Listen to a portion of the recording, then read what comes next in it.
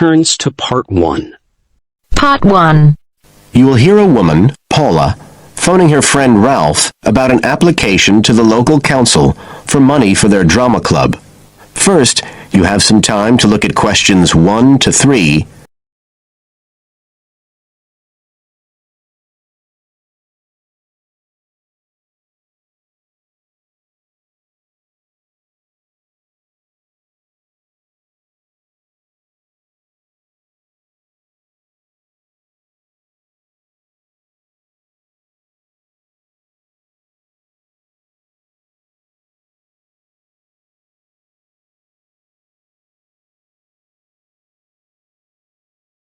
Now we shall begin.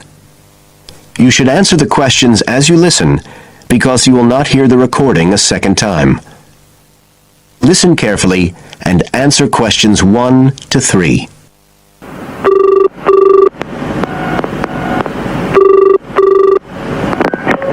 Hello? Ralph, it's Paula. Hi. You know I told you we could apply to the local council for money for our drama club? I've got the application form here, but we need to get it back to them by the end of the week. I could send it on to you. You really ought to fill it in as president of the club, but I don't know if it'll get to you in time. Well, you're the secretary, so I expect it's okay if you fill it in. Yeah, but I'd really like to check it together. Right, that's fine. Like, the first part asks for the main contact person.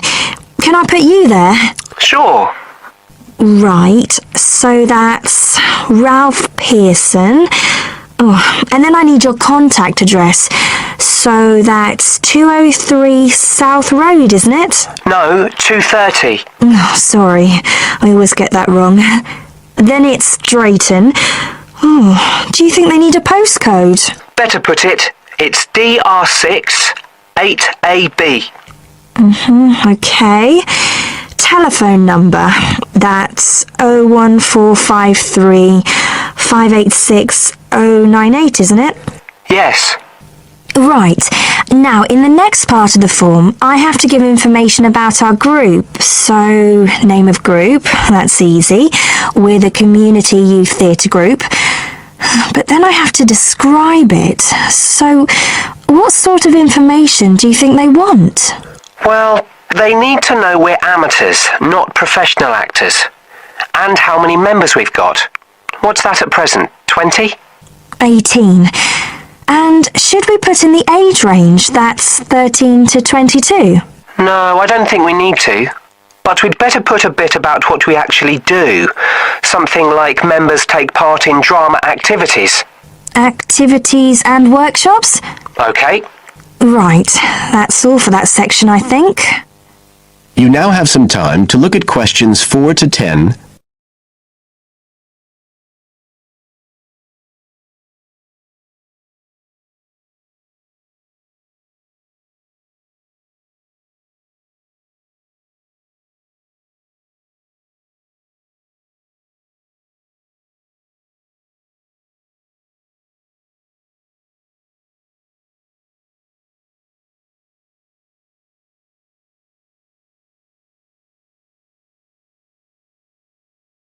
Now listen and answer questions 4 to 10. Now, the next bit is about the project itself, what we're applying for funding for. So, first of all, they need to know how much money we want. The maximum's £500. I think we agreed we'd ask for 250, didn't we? Okay. There's no point in asking for too much. We'll have less chance of getting it. Then we need to say what the project, the activity is. Right. So we could write something like, to produce a short play for young children. Should we say it's interactive? Yes, good idea. Right, I've got that. Then we have to say what we actually need the money for. Isn't that it? No, we have to give a breakdown of details, I think. Well, there's the scenery. But we're making that. We need to buy the materials, though. Oh, okay. Then there's the costumes. Right. That's going to be at least £50. Okay. And what else? Oh, I just found out we have to have insurance. I don't think it'll cost much, but we need to get it organised. Yes, I'd forgotten about that. And we could be breaking the law if we don't have it. Good thing we've already got curtains in the hall. At least we don't have to worry about that. We'll need some money for publicity. Otherwise, no one will know what we're doing. And then a bit of money for unexpected things that come up. Just put sundries at the end of the list. Okay, fine. Now, the next thing they want to know is if they give us the grant, how they'll be credited. What do they mean, credited? I think they mean how we'll let the public know that they funded us. They want people to know they've supported us. It looks good for them. Well, we could say we'd announce it at the end of the play. We could make a speech or something. They might prefer to see something in writing. We'll be giving the audience a programme, won't we? So we could put an acknowledgement in that? Yeah, that's a better idea. Okay, and the last thing they want to know is if we've approached any other organisations for funding and what the outcome was. Well, only National Youth Services, and they said that at present funds were not available for arts projects. Right, I'll put that. And then I think that's it. I'll get that in the post straight away. I really hope we get the money. I think we've got a pretty good chance. Hope so anyway. Thanks for doing all this, Paula. That's okay. See you soon. Bye. Bye. That is the end of part 1. You now have half a minute to check your answers.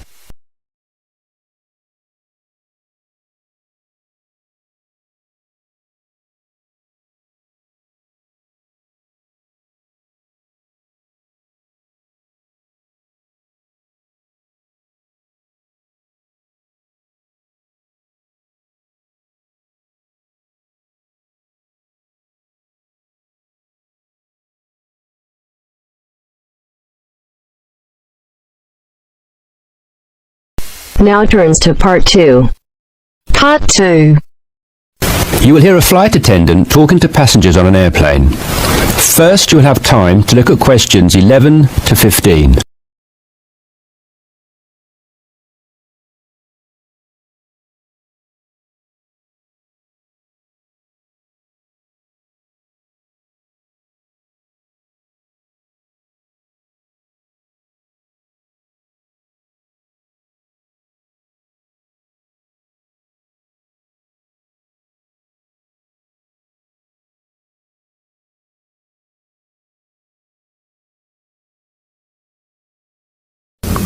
Now listen carefully and answer questions 11 to 15.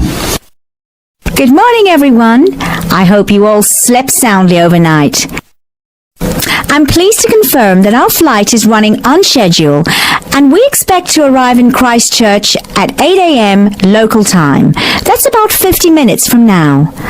I've been advised by our pilot to warn you that there may be some turbulence on our descent, so please remain seated and have your seatbelt on at all times. As you may have heard, a fairly severe tropical depression is headed for New Zealand and in fact is reaching the west coast of the South Island as we speak. Thankfully, we are landing on the east coast, where the weather is still relatively good.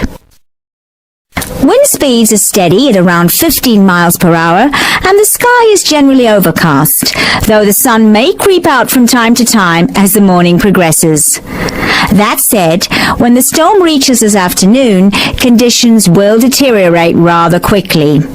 Please exercise extreme caution if you're traveling anywhere on the island today.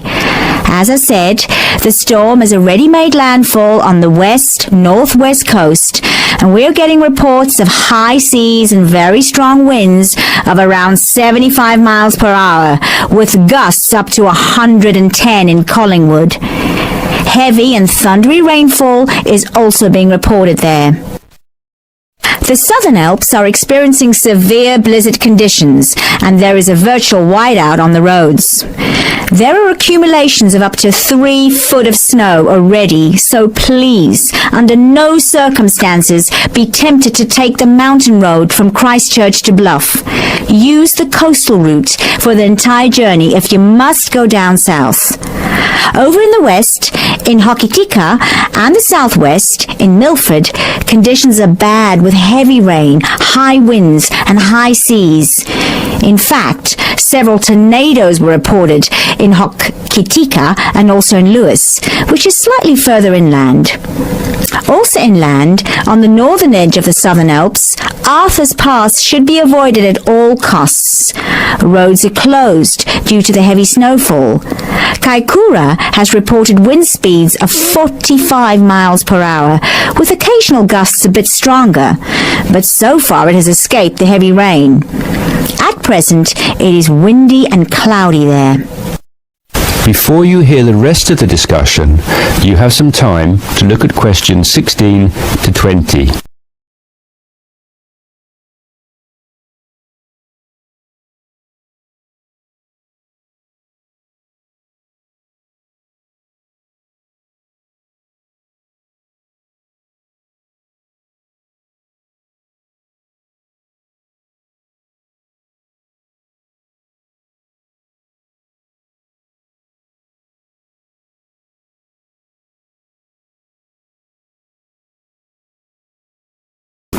Now listen and answer questions 16 to 20. Hello again, ladies and gentlemen. We should be landing in approximately 10 minutes' time. Just an update for you on the weather conditions in and around Christchurch. We expect the storm to reach us by approximately 1 p.m.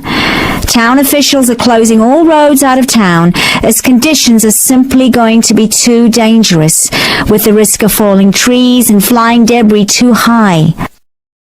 Roads will have officially been closed for 30 minutes by the time we land at 8 a.m. Passengers whose travel plans did not entail an overnight stay in Christchurch, we would like to extend our apologies to you on behalf of the Christchurch Town Council for the inconvenience caused. However, it is in the interest of safety that these steps have been taken.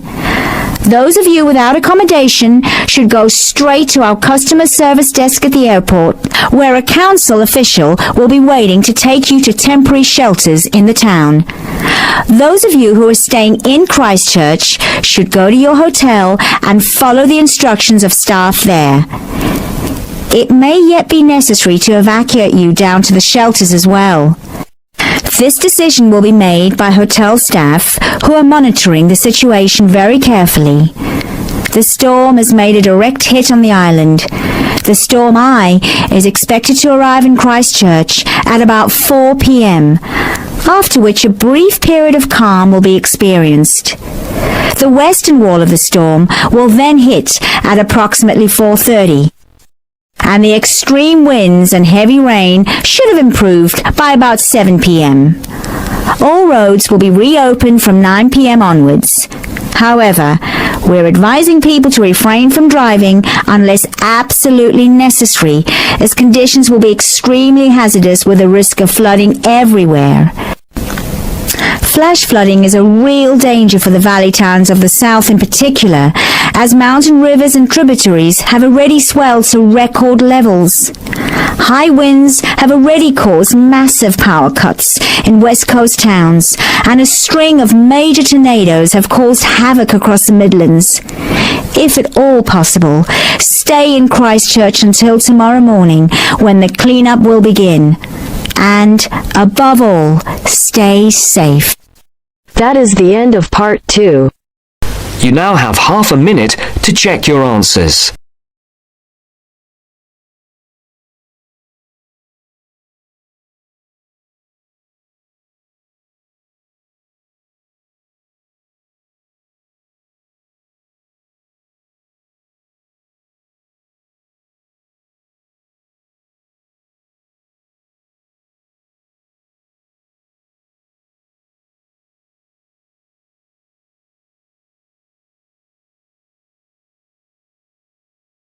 Now turns to part 3. Part 3. You hear a club leader giving information to a group of young people who are planning to do a 2-week holiday course at the Tamerton Centre. First, you have some time to look at questions 21 to 25.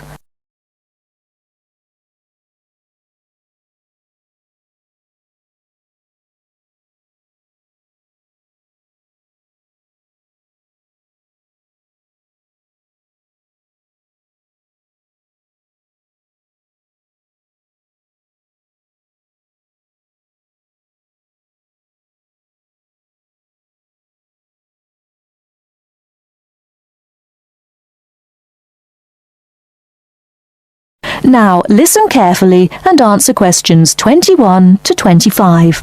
Hello, everyone.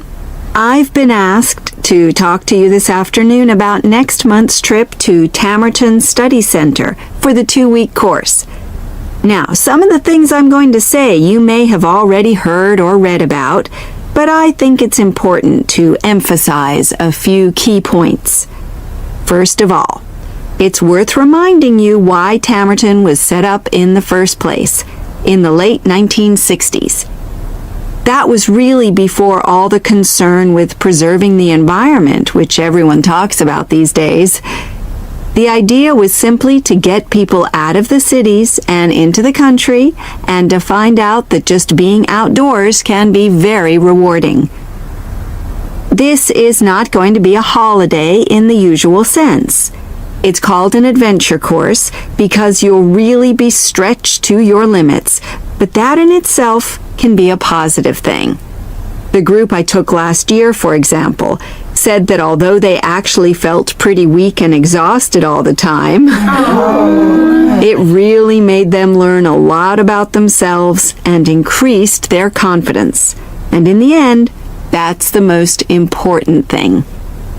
Now, all of you knew about policies at Tamerton before you signed up for it, so you know that in many ways it's quite old-fashioned. You don't have a lot of choice in what you do. But something which I think makes the place so special is that you get to try so many different things every day. For instance, one day you'll do climbing, and the next you'll be surveying rock pools. It's not intended that you become an expert in any of them.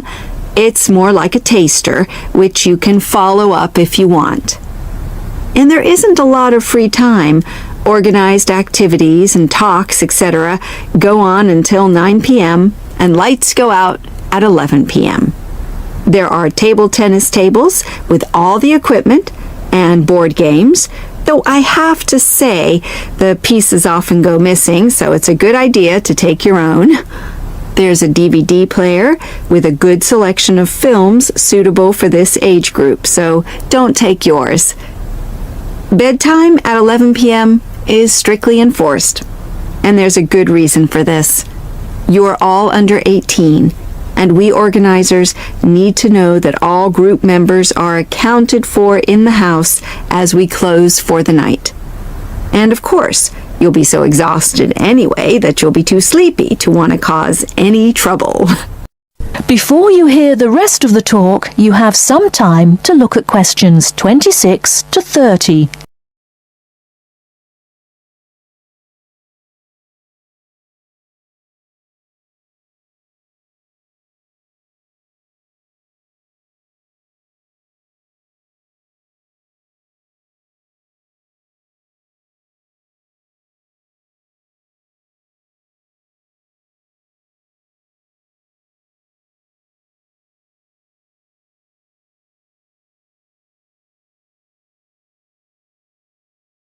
Now listen and answer questions 26 to 30. Now, what should you pack? The information sheet tells you a lot about what clothing to bring. But what about other things? Well, Tamerton House has its own small shop, but anything there is several miles away, so you won't have many opportunities for buying supplies.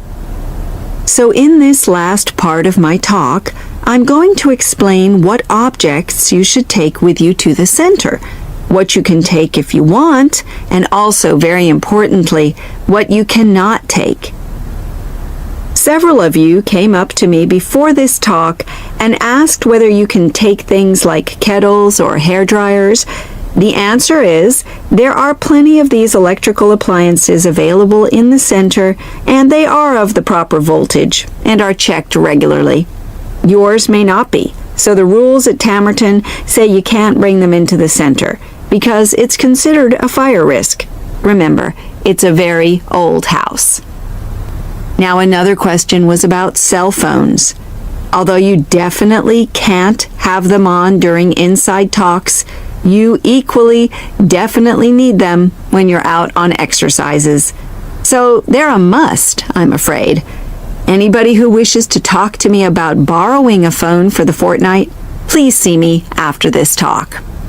Now, the weather's heating up at the moment, and you'll be outdoors a great deal. If you wear proper clothing, especially a hat, sun cream is optional. Also, they sell high-factor cream in the shop, so you don't have to take any of your own unless there's a special kind you use. Now, there's a special note about things like deodorants, which come in aerosol cans. I need to tell you that these are banned in the center because apparently they have the habit of setting off the fire alarms. If you want to take an aerosol can, you'll actually be at risk of being told to leave. And finally, people have been asking about whether they need to take towels. Well, the center does provide 1 towel per guest, which you're required to wash yourself. If you're happy with that, then don't bring another. If not, take one of your own. Just remember how much outdoor exercise you'll be doing and how dirty and wet you'll be getting. That is the end of part 3. You now have half a minute to check your answers.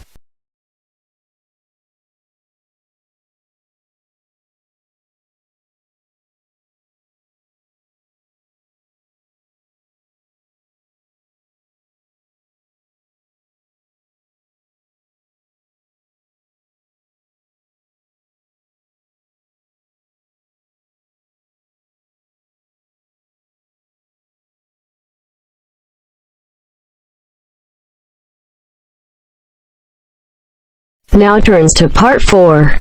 Part 4. You will hear a lecture about customer psychology. First, you have some time to look at questions 31 to 40.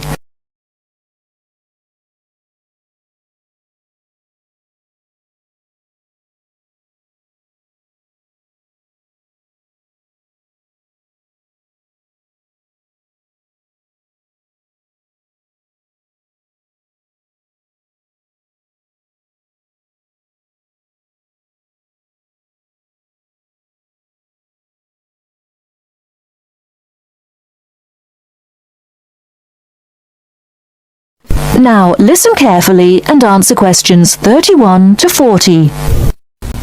An understanding of customer psychology is an invaluable aid for retailers looking for ways to increase sales. Much can be done to the store environment to encourage shoppers to linger longer and spend more money. The first aspect to consider is the physical organisation of the store.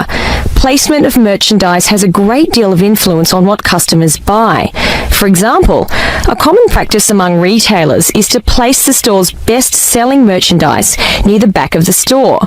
In order to get to these popular items from the front entrance, customers have to walk down aisles filled with merchandise that they might not see otherwise. Carpets are also used to direct customers through particular areas of the store. Retailers choose carpets not only for their decorative or comfort value, but also because lines or other types of patterns in the carpets can subtly guide shoppers in certain directions. Besides encouraging shoppers to go to certain areas of the store, retailers also want to keep them in the store longer. One way to do this is to provide comfortable seating throughout the store, but not too close to the doors.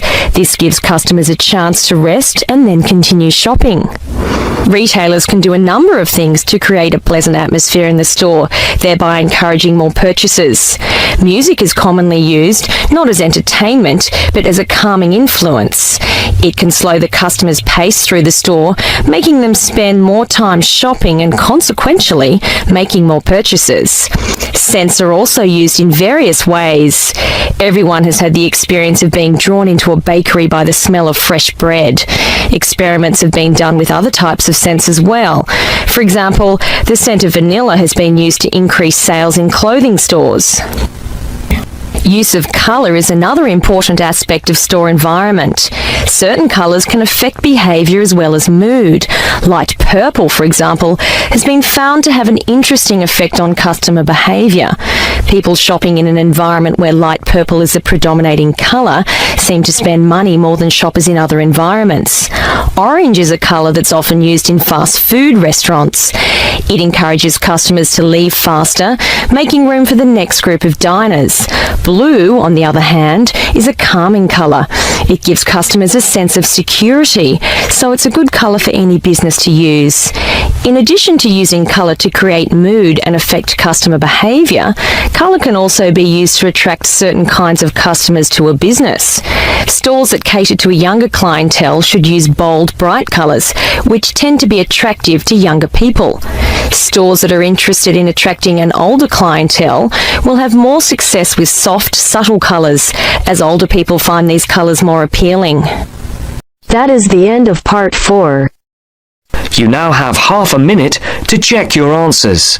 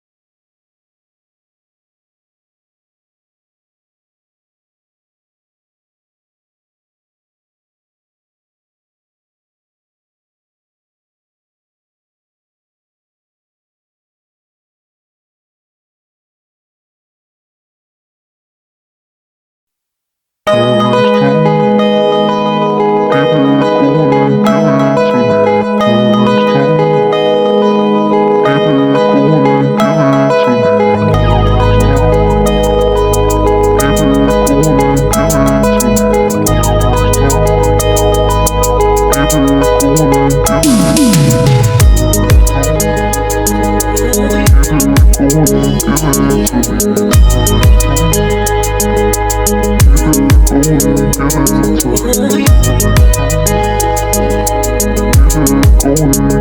it to me.